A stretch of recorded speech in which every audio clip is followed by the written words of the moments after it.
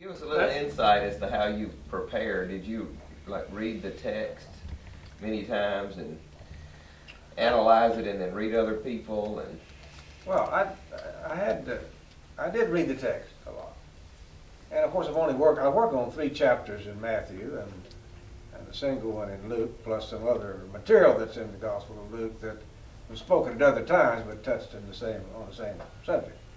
But then I read other people.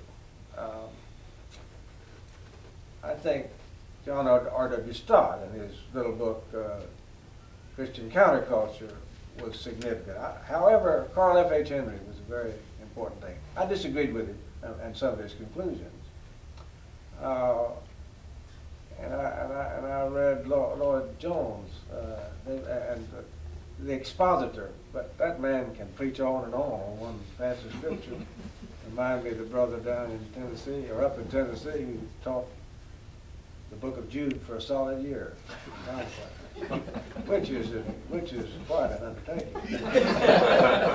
But anyway, that was my approach, and I was on it. You know, I'd already done a lot of the study, done preaching on it, so that helped me.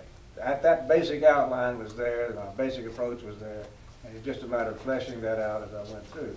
And I've told some people that material, that I said I was writing on the Sermon on the Mount, but what I was doing, I was just talking about everything I want to talk about, putting it in there.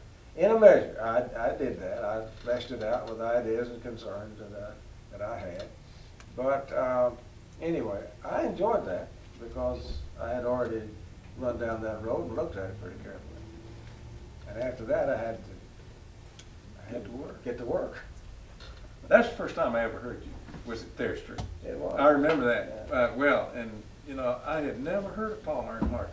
And he gets up there and said, "What is this? This is the biggest underachiever I have ever met in my life, to preach like that." And so that was when I latched onto it. Well, I'm the beneficiary of a lot of patient grace on the part of these fellows, because I was scared to death of the obligation to write, and had it not been for them, I dare say I'd never put pen to paper, because it's not my inclination. I'm disinclined that way, but I needed not to be. I've seen the value of the printed page, and so anyway, they helped me a great deal.